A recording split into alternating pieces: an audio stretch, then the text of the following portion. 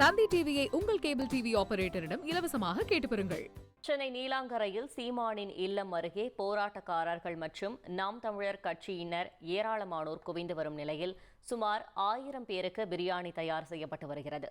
இதுகுறித்த கூடுதல் தகவல்களை செய்தியாளர் சதீஷ் முருகன் வழங்கிட கேட்கலாம். சதீஷ் முருகன், வணக்கம். அங்கு கள நிலவரம் எப்படி இருக்கிறது? முழு விவரங்கள்.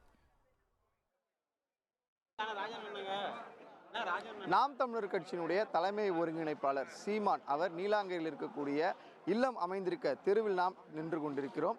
இந்த பகுதியில் நாம் தமிழர் கட்சி சீமானை எதிர்த்து அவர் தெரிவித்த பெரியார் குறித்து அவர் தெரிவித்த கருத்துக்களுக்கு கண்டனம் தெரிவிக்கும் வகையில் 32 அமைப்புகள் இன்று அவரது இல்லத்தை முற்றுகையிட்டு போராட்டம் நடத்துவதாக அறிவித்திருந்தனர்.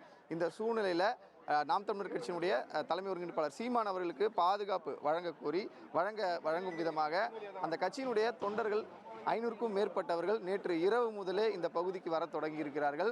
நாம் தற்பொழுது பார்த்து கொண்டிருக்கக்கூடிய காட்சி அவர் நாம் தமிழர் தலைமை ஒருங்கிணைப்பாளர் சீமான் இருக்கக்கூடிய அவர் இல்லம் அமைந்திருக்கக்கூடிய தெரு.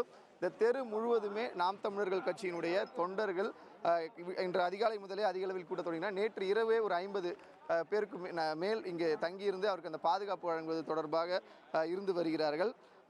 இதன் காரணமாக இன்று காலை முதலே அந்த வந்திருக்கக்கூடிய அனைவர்களுக்கும் இந்த காலை உணவு, தேநீர் போன்றவை விநியோகிக்கப்பட்டு வருகிறது. இந்த சூழ்நிலையில் இன்று மதியம் வரை அதாவது அந்த போராட்டம் நடத்துபவர்களை தடுப்பதற்கு பிரதான சாலை அதாவது கிழக்கு கடற்கரை பிரதான சாலையில் போலீசார் குவிக்கப்பட்டிருக்கிறார்கள். 500க்கும் மேற்பட்ட காவல்துறையினர் அந்த பணியில் ஈடுபட்டிருக்கக்கூடிய சூழ்நிலையில் அங்கு வரக்கூடிய போராட்டக்காரர்களை உடனுக்குடன் கைது செய்யும் நடவடிக்கையும் ஏற்பட்டு வருகிறது. தற்பொழுது இந்த பகுதியில் தற்காலிக இந்த பந்தல் அமைக்கப்பட்டு இந்த நாம் தமிழர் கட்சி தொண்டர்கள் அங்கே அமர வைக்கப்பட்டிருக்கிறார்கள். தேவையில்லாமல் அந்த எதிர்தரப்பினருடன் வாக்குவாதத்திலோ மோதலிலோ ஈடுபட வேண்டாம் என கட்சியின் தலைமை அறிவுறுத்தியிருப்பதாக தகவல் வெளியாகிறது. காவல்துறையினரும் இவர்கள் இருவரும் சந்தித்துக் கொள்ள முடியாத அளவிற்கு இவர்கள் இந்த தெருவிலிருந்து வெளியேற முடியாத வகையிலும் அதே போல போராட்டக்காரர்கள் இந்த தெருவிற்குள் வர முடியாத அளவிற்கு பலத்த போலீஸ் பாதுகாப்பு போடப்பட்டிருக்கிறது.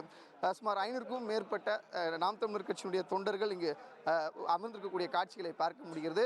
இவர்களுக்கு இந்த காலை முதலே உணவு வழங்கப்பட்ட சூழ்நிலையில் தற்பொழுது மதியத்திற்கு அவர்களுக்கு மதிய விருந்தும் தயாராகி வருகிறது. சுமார் 1000 பேருக்கு இந்த கோழி இறைச்சி பிரியாணியானது தயார் செய்யப்பட்டு வரக்கூடிய காட்சிகளை தான் நம்மால் பார்க்க முடிகிறது.